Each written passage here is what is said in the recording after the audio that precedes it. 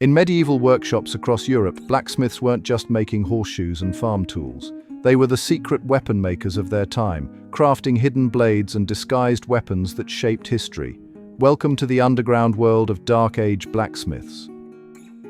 Deep beneath the bustling medieval streets, blacksmiths had a clever trick up their sleeves: secret forges hidden from the watchful eyes of nobles. These underground workshops were often tucked away in cellars, caves, or remote forest locations. The nobles wanted to control weapon making to prevent rebellions, but skilled craftsmen found ways around these rules. They'd work at night, using thick walls to muffle the sound of hammering, and create special ventilation systems to hide the smoke.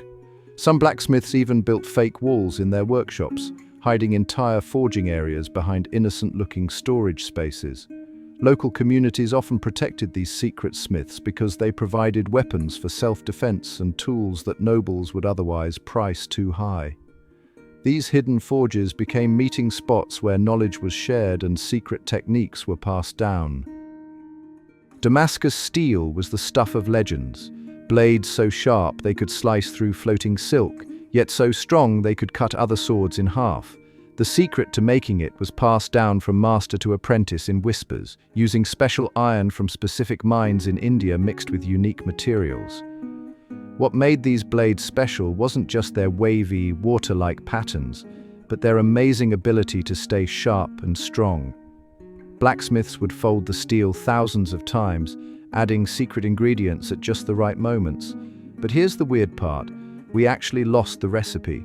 Around the 1700s, the exact way to make true Damascus steel vanished. Modern scientists studying old Damascus blades found tiny structures called carbon nanotubes, something we only discovered in modern times. It's amazing to think medieval blacksmiths were accidentally creating advanced materials centuries before we understood the science behind them. Medieval blacksmiths were masters of making weapons that didn't look like weapons at all. They created walking sticks that concealed sharp blades, rings with hidden poison compartments, and farming tools that could quickly transform into fighting weapons.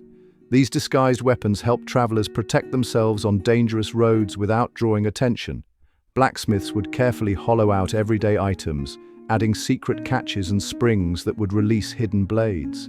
They even made belt buckles that could turn into small knives and wooden staffs with removable ends revealing spear points. One popular design was the sword cane, looking like a normal walking stick to most people, but containing a thin, deadly blade inside. Merchants especially loved these hidden weapons because they could protect their goods without looking armed. Some of these clever designs were so well made that modern museums still can't figure out all their secret mechanisms. The way blacksmiths protected their secrets was fascinating. They developed a complex system of codes and hidden messages. They would draw what looked like simple decorative patterns on tools, but these actually contained instructions for specific forging techniques. Apprentices spent years learning to decode these symbols, which might show things like exact heating temperatures or special hammer strikes. They also created fake recipes with missing steps or wrong ingredients to throw off spies and competitors. Some blacksmiths even used songs and rhymes that seemed like simple work tunes, but actually described the steps for making special metals. They'd test potential apprentices for years before sharing their most valuable secrets, and many techniques were only passed down within families. Smart blacksmiths would split up their knowledge, teaching different parts to different students so no single person had all the secrets. When nobles banned regular people from having weapons, blacksmiths got creative by making everyday tools that could double as weapons. A farmer's scythe could be remounted on a straight pole to become a deadly war scythe. Simple wood-cutting axes were balanced just right to throw in battle. Even the common flail used for threshing grain was modified into a fighting weapon by adding metal studs or spikes. Blacksmiths taught farmers subtle changes, like how to adjust the weight of a pitchfork to make it better for fighting, or where to reinforce a shovel so it could serve as a shield. They even developed special ways to quickly convert these tools for battle and back again. These modified farming tools helped common people protect themselves while staying within the law. The medieval arms trade was more organized than you might think. Blacksmiths created hidden networks that stretched across Europe, using clever tricks to move their weapons around. They'd hide sword blades inside wine barrels, pack daggers in grain sacks, and disguise armor pieces as regular cookware. Traveling merchants used special code words and secret marks to identify trusted sellers and buyers. Some blacksmiths even created fake bottoms in their delivery wagons, letting them smuggle weapons right under the noses of city guards. These underground networks weren't just about making money. They helped spread new weapon-making techniques between different regions. Smart blacksmiths would mark their goods with tiny symbols that looked like simple decorations, but actually told buyers about the weapon's quality and origin. Medieval blacksmiths didn't just make regular weapons. They created specialized tools that changed the course of history. These craftsmen made super-light daggers that could slip through armor gaps, rings with hidden needle points, and crossbows that could be taken apart and hidden in plain sight. They used special metals that wouldn't reflect light or make noise, perfect for stealth missions. Some weapons were so well designed that they influenced how castles were built, like thin blades that could slip between wall stones to help climbers. These weapons were often ordered by powerful families looking to protect themselves or gain advantages over rivals. Blacksmiths would study their clients' needs carefully, creating weapons that matched their fighting style and build. Each piece was tested extensively in secret to make sure it worked perfectly when needed. When peasants rose up against unfair nobles, blacksmiths became their secret supporters, turning their skills to arming the common folk. They developed quick ways to make simple but effective weapons, like sharpened farm tools and basic spears that could be made in large numbers. These craftsmen would work through the night, using their regular forges to make weapons that looked like farming equipment during day inspections. They created clever storage systems, hiding weapons in hay bales, false walls, and even underground chambers beneath barns. Some blacksmiths taught peasants basic metalworking skills so they could maintain and repair their own weapons.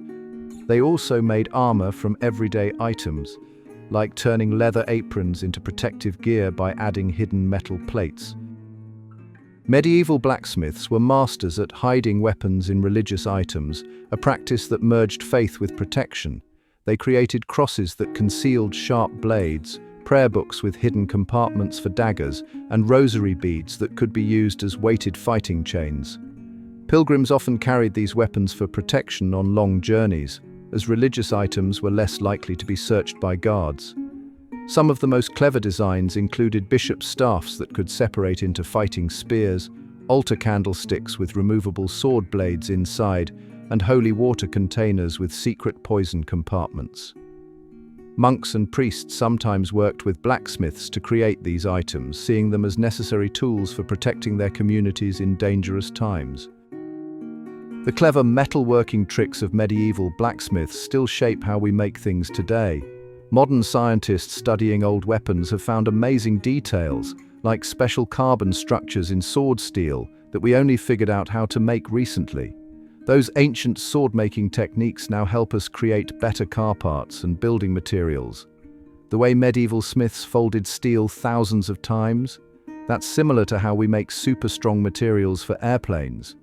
Even their methods for making metal more flexible without breaking have helped develop modern surgical tools. The ancient practice of mixing different metals to make them stronger is basically what we do now to create advanced alloys for smartphones and satellites. Those medieval craftsmen were doing complex materials science without even knowing it. Thanks for joining us on this journey through medieval blacksmithing's hidden history. If you enjoyed uncovering these fascinating secrets, don't forget to like, subscribe, and share this video. Your support helps us keep bringing history's untold stories to life.